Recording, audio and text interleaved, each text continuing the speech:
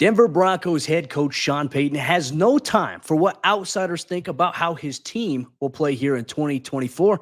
He met with the media during a fiery media barbecue press conference prior to the start of training camp. We'll react to that and much more here on today's brand new episode, Locked On Broncos.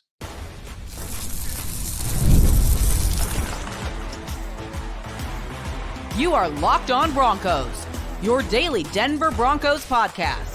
Part of the Locked On Podcast Network, your team every day.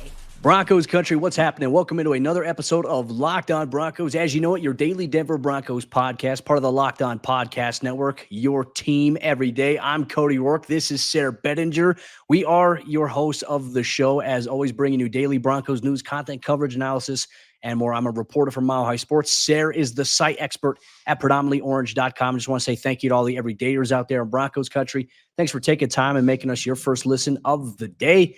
Broncos head coach Sean Payton doesn't have time for outside expectations as he looks to get back on the winning track in his second season as the team's head coach. Here's what you can expect on today's episode of the show. We know Courtland Sutton will be present at Broncos camp. What other players will we expect to see maybe coming off of injury? Greg Dulcich expected to return, and obviously Sean Payton responding to what critics think the team's only good for 5.5 wins this upcoming season.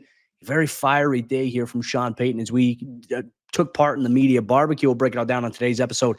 Locked On Broncos. Sayre, I mean, really going back to OTAs, I thought what we got from Sean was very open and upfront, during the OTAs, mandatory minicamp, seemed to be a little calmer, right? Made the analogy about last year, his first year coming into Denver and the market having to deal with us media members. It was a little bit of like peeing on the trees a little bit, kind of marking his territory. Open up, obviously, the pre-training camp kickoff. Obviously, the Broncos will practice Wednesday and Thursday, 2 acclimation practices, not open to the public. Media gets to attend that. But a little bit of fire from Sean Payton at the media barbecue here in Broncos Country. And it's always great to hear that from him, right? It was cool to have the change of pace where he's kind of just like jovial, just chatting it up over the course of OTAs and things like that. And you could tell, like we talked about it on the show a number of times, he just felt like he was in a bit better of a mood.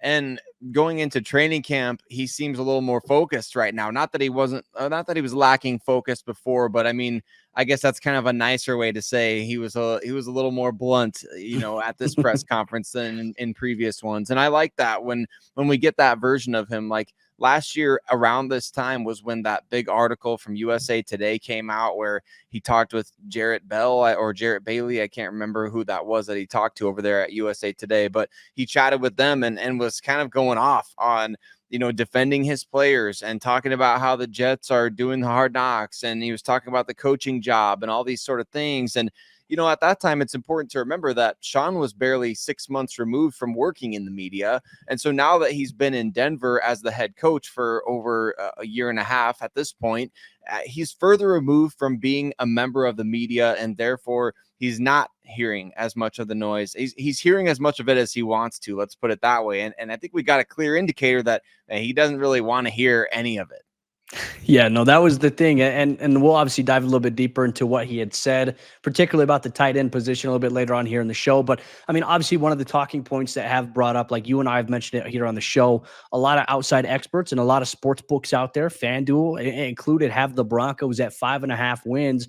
You and I think really from free agency on have been saying like, hey, that's like, in our opinion, easy money. If you're going to smash the over on that, we think Denver's going to be drastically better than 5.5 wins. But Sean doesn't care about that. He doesn't have time to care about that. Here's exactly what he had to say about the outside expectations and what he expects of this Broncos team here in 2024. Look, if I spent time on that in 2006, we would have never gone to the NFC Championship game.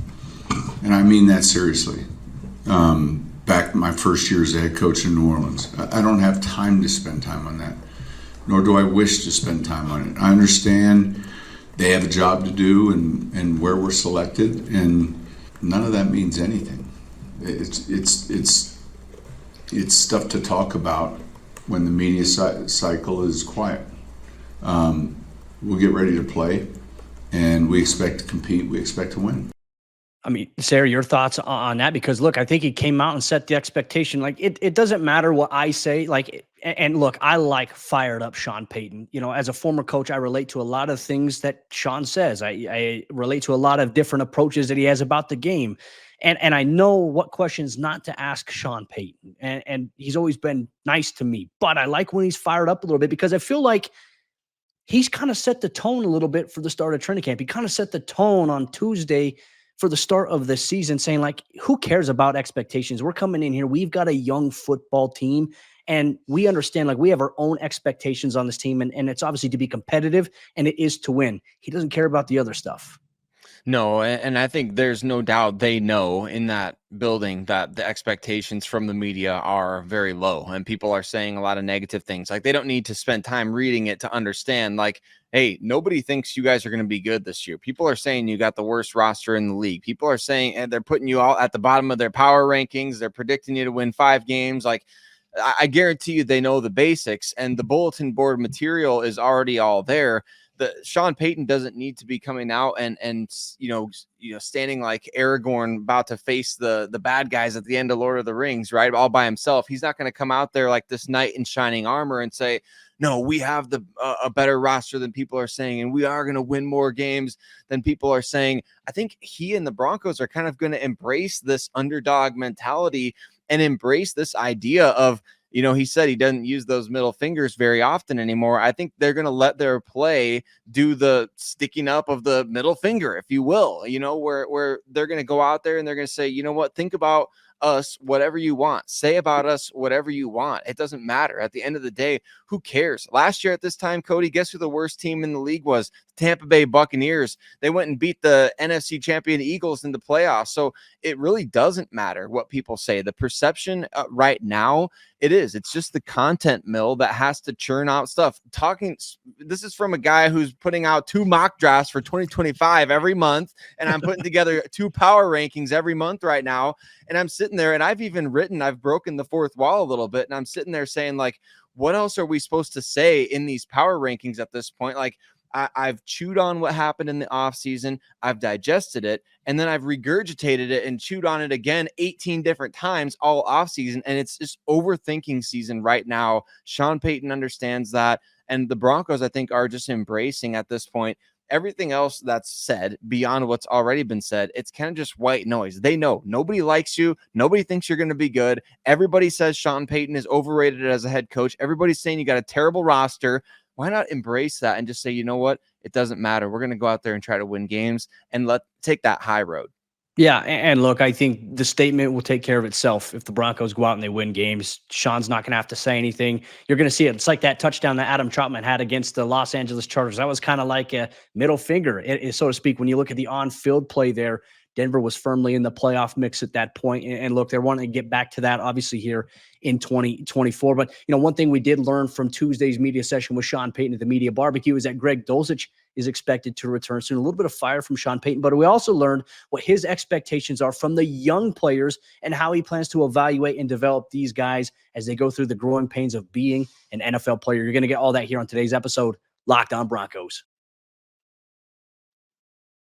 Today's episode of Locked On Broncos is brought to you by Game Time. And you know what? If you're like me, you want to go experience an MLB game this summer. The sights, the sounds, the food, especially, I know for my family, is huge. You know what? It's going to be a lot easier to get to an MLB game that you want to go to through Game Time. Game Time is an authorized ticket marketplace of Major League Baseball, which makes getting tickets faster and easier. And prices on the Game Time app, they'll actually go down the closer you get to first pitch. And with killer last minute deals, all-in prices, and views from your seat, which is my favorite feature, and their lowest price guarantee, Game Time's taking the guesswork out of buying MLB tickets. You can pick any specific game or matchup that you want to attend, and check out the good deals that Game Time has going. And if you want to customize your spot and take a look at your seat before you even actually go to the event, you can do exactly that. There's last minute deals, all-in pricing, and always the lowest price guarantee. So take the guesswork out of buying MLB tickets with Game Time. Download the Game Time app, Create an account and use code LOCKEDONNFL for $20 off your first purchase. Terms apply. Again, create an account and redeem code LOCKEDONNFL. That's LOCKEDONNFL for $20 off. Download Game Time today. Last minute tickets, lowest price, guaranteed.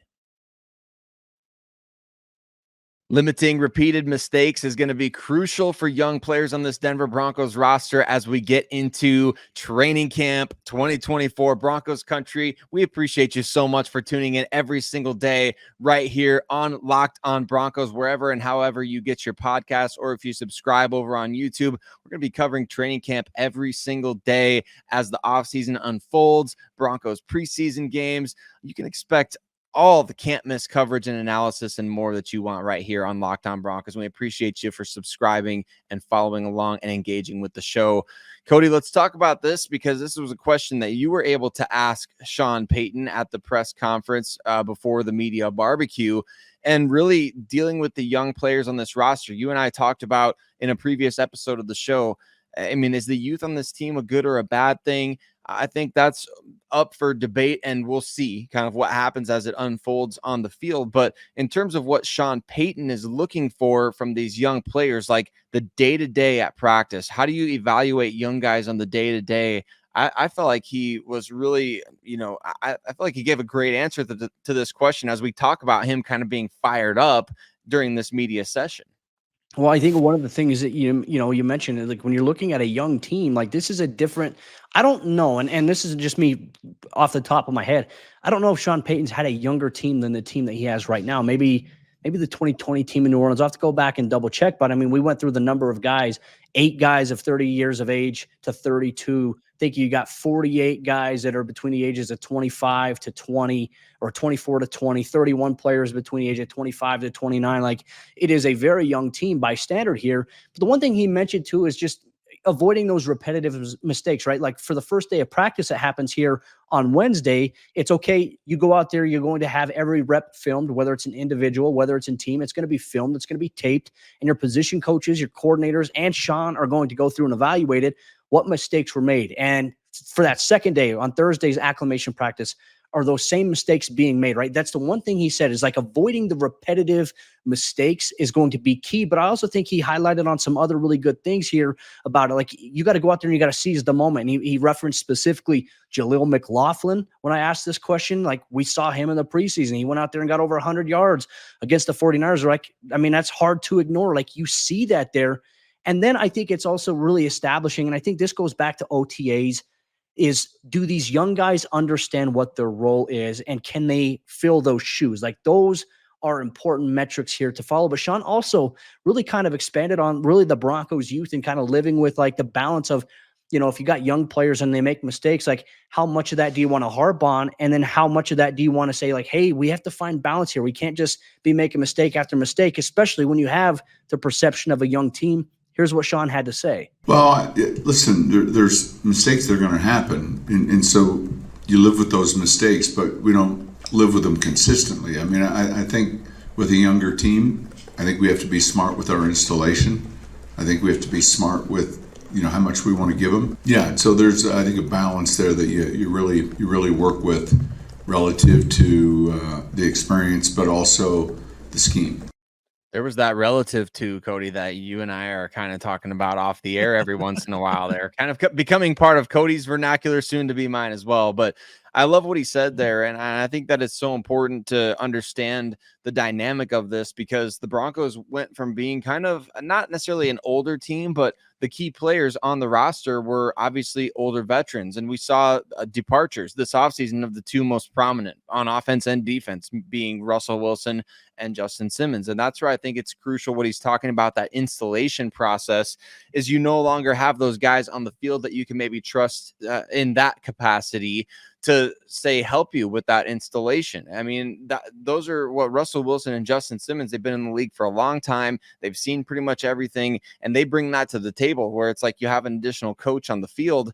And you and I talked about this with the youth on the roster. The coaches are now going to have to take on an additional role in terms of, you don't necessarily have all those coaches on the field. That's not to say the players don't understand the scheme enough, or they're not picking up the installation well enough. But it is to say that you can't rely on the player coach, if you want to call it that. And so I think he's spot on here. And I think it's going to be fascinating to see just that dynamic of, as we watch the depth charts unfold, as we see and hear about guys getting certain reps with the first team unit, like we're going to be able to know which players are picking up on things quickly, which players the coaching staff is noticing are making, minimal repeated mistakes, and guys that are getting opportunities to play substantial snaps on one of the younger rosters I think Sean Payton has probably ever had.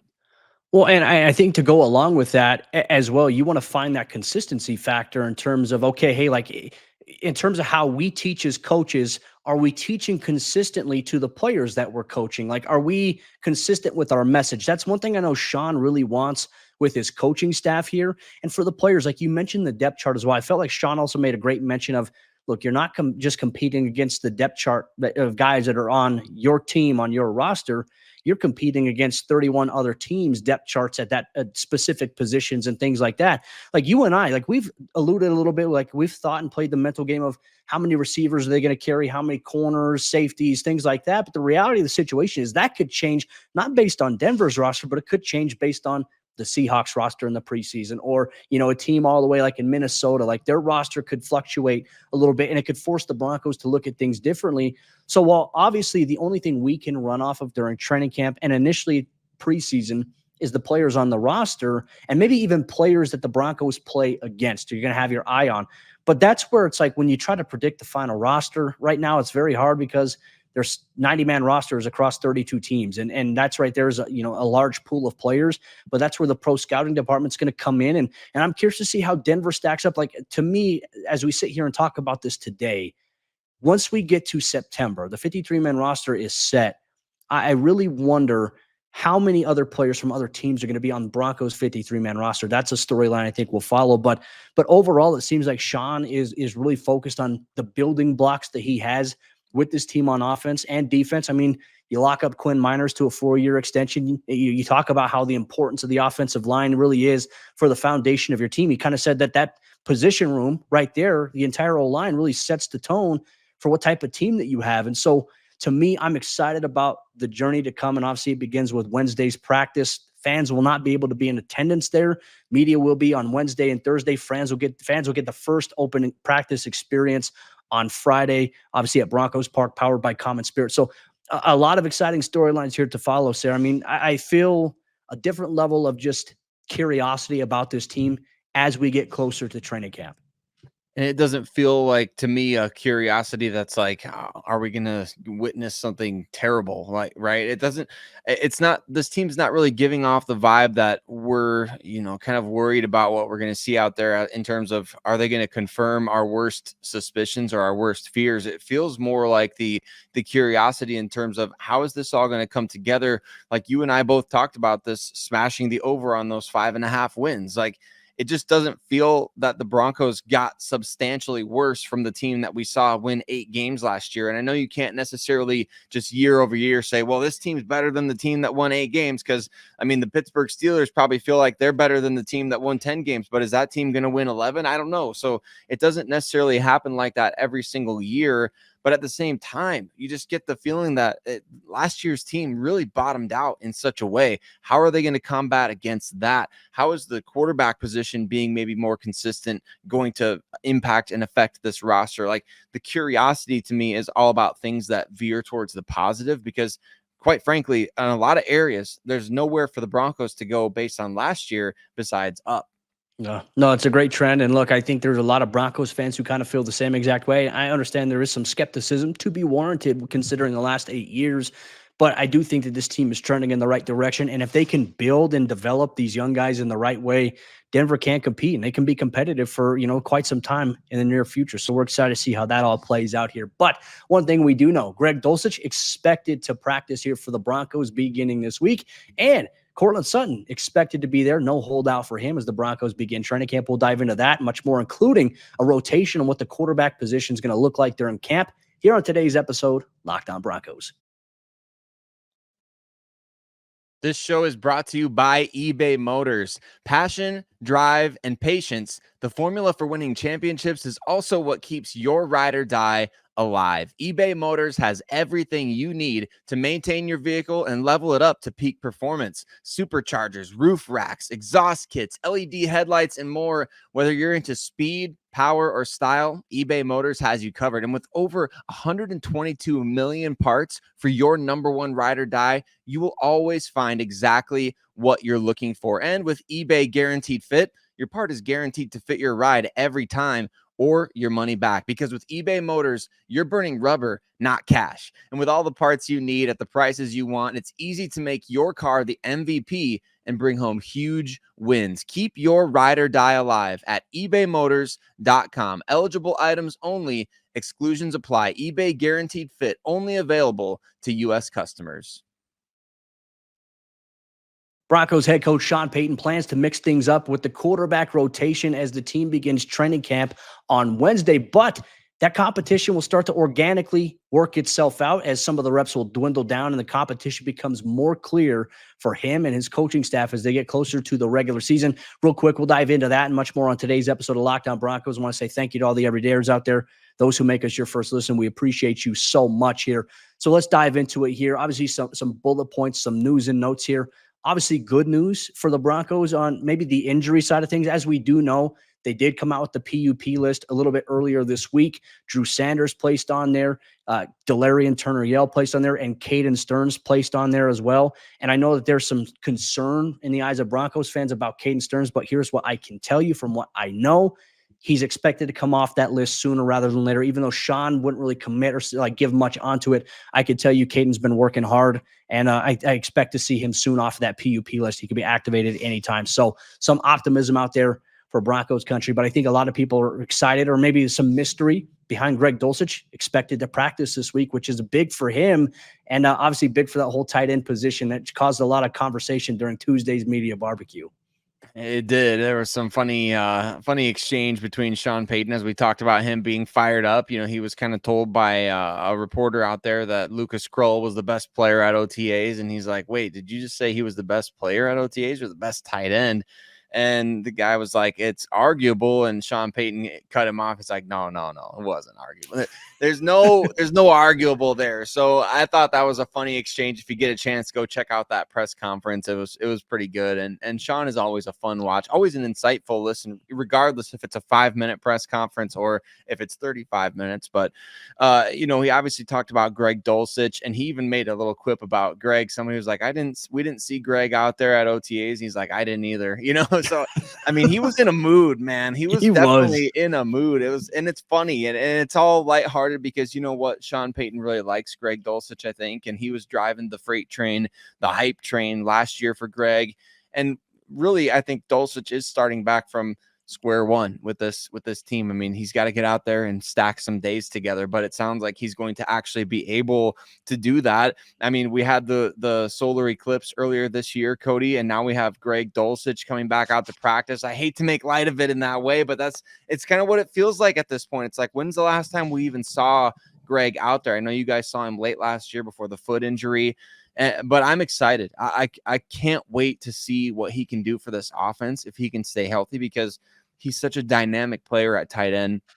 Great receiving option, great after the catch. We know all these things. It's just going to be a matter now of stacking up days, but it does sound like he's going to be out there when the team is practicing. And that's going to be good. And look, I think Sean made it very clear. Like when he talked about the tight end room, mentioning Lucas Krull and obviously Greg Dulcich specifically. For Dulcich, he said the hope is that Greg can stay healthy. For Krull, he said the hope is that he can continue to make progress as he has in OTAs. Like there was nothing defining out there that said like he's the number one leader in the pack house. I think you and I have done episode previews where we're like, hey, like don't be surprised if Lucas Krull can emerge as the team's tight end one. And still, like that's very much on the table. But Sean wants him to continue to progress to become that guy. It's not just going to be handed to him. For Dulcich, the time off, is that going to hurt him or is that going to help him? I think perception-wise it hurts him, but if he comes out there, stays healthy in camp, and then is able to maintain that while producing, I think it can help him. I think he can shift the narrative a little bit. And obviously the goal is to get these guys to the regular season, including Courtland Sutton, who Sean, was asked a question about whether or not he expects Courtland to be there or to hold out. And he said Sutton's going to be there. There's no conversation to be had about it. They've already talked. And look, I think this goes back to the last day of mandatory minicamp that they met that morning. Sean and Courtland did. They said they had a campfire conversation, and they're very much on the same page in terms of Courtland is going to be valued inside this offense. He's going to be a priority in terms of what they plan to do. Has nothing to do with the contract, even though that he wants one. And I think that it's kind of like a prove it thing here for Sean in terms of Courtland. Like, hey, come out here, prove it. Obviously, you want to stay healthy. That's the number one thing. Courtland's trying to protect himself. Guaranteed money is absolutely important in today's NFL. I'm a huge advocate for players doing it, but Sean's going to make them come out there and compete. And I think the rest of the stuff will work itself out. I think that's the goal in mind here for the Broncos, for Courtland, and for Sean. Yeah, and maybe you can help clarify this for me, Cody, as I listened to it 2 or 3 times to try to kind of figure out when Sean was asked that question, it sounded to me like he was making a statement about there's no discussion to be had about the contract situation as opposed to there's no discussion to be had of whether he will show up at camp. Maybe you can help clarify that for me, because as I was watching the presser, it kind of felt more leaning towards me like the context indicated, are you guys going to talk in terms of the contract? So what was your read on that? Was it more dealing with the contract and Sean saying there's not going to be anything about that? Or was it more in terms of there's no discussion to be had in terms of he's definitely showing up to camp? You don't need to ask me anymore about that. I think it's the latter. And look, I kind of thought the same thing at first too, because the question initially had something to do with the contract. But I think Sean, I mean, like I said, he wasn't playing around, on Tuesday. He was to the point. But I think more so he answered the part about, is Courtland going to be at practice? Like, is there any question about it? And I think he kind of said there is no question about it. There's no conversation to be had. He's going to be here. He said, because he did say, like, we talked. So I think that is where that expectation is here for Court. And look, Courtland is also, a lot of people monitor the social media channels of all the players. Courtland posted something on Instagram. I saw people making a post about it, he had the white Broncos helmet and the glove, and it said close. Like it's go time. Like, this is training camp. And obviously everyone reported to the team facility in Dove Valley on Tuesday. So nothing to be concerned about. Courtland was one of the guys who did show up from what I know. And so I think now the Broncos are full speed ahead for training camp as they try to figure out who the quarterback is going to be. And ultimately with that kind of goes into our conversation here. Sean also touched on whether or not he was going to change things up, because you and I talked about in OTAs, different quarterbacks rotating with the ones on one day, and in the team periods, they were getting 4 reps each. Sean still said they plan to mix things up here at the position. Mix it up again. Obviously, it won't stay that way for the long term, but as we get started, we'll keep you posted, and eventually we'll settle into the routine we want. He's going to keep us all posted on that. He's going to keep us all posted on Pat Surtain's contract situation as well. Just one of those things that's kind of like when it happens, you'll know, because that's how he operates. And I love that. So I think with the quarterback competition, you know what, let him do it the way that he wants to do it. As we've said before, if you've never heard this, Sean Payton has never had a first round quarterback that he drafted himself. And so I say go about the quarterback competition, if you want to call it that, however you want to do it. It feels like all roads lead to Bo Nix, although Sean has stated it is an open competition. So if we're to take him at his word, Cody, then there's no reason to believe that things should change based on OTAs and minicamp where they're rotating guys. I also found it interesting. Somebody asked him the question about Ioma Uwazurike, who is suspended by the Broncos and as of Wednesday is eligible to be reinstated or to apply for reinstatement, which can happen same day, by the way, if you're wondering that. So if Ioma is able to apply for reinstatement, do the Broncos even want him back? Sean Payton said, yes, they do want him back if and when he's reinstated. As to whether or not he would make the team, we don't know at this point. So I just found that interesting now to hear it directly from Sean that the Broncos would want him back if and when Ioma is reinstated to the NFL. Yeah, and how does that work, especially with the offseason additions at defensive tackle with Malcolm Roach, with veteran Angelo Blackson, who looked good in the offseason? Now you add John Franklin Myers to the mix, though I do think that maybe Uwazurike would probably factor in more at nose tackle than I would probably think at the DN position. Then again, I mean, it's up for question right now. And obviously, there's a multitude of other guys competing for a roster spot here. Jordan Jackson's another name to watch, Elijah Garcia. So how does that factor into the equation for a guy who, unfortunately has not been able to be in the playbook, has not been able to be at a team facility? So we'll find out specifically on Wednesday whether or not Roger Goodell reinstates him. I know that there's an ongoing investigation by the Colorado Department of Revenue in Arapahoe County in terms of where, if any laws were broken in terms of what he unfortunately got suspended for. Indefinitely. So we'll continue to monitor that situation. We'll give you an update as possible here. But look, Broncos Country training camp is here. And here's what you can expect if you're an everyday listener of the show. The Broncos practice on Wednesday at Broncos Park, powered by Common Spirit, the first official training camp practice open to the media. I will be there. Sayre and myself will come back. We'll break down what happened, what was the biggest story of the day for day one of Broncos camp. You're going to get all that and much more on Inside Broncos Camp here on the Locked On Broncos podcast. See you tomorrow for another episode of the show.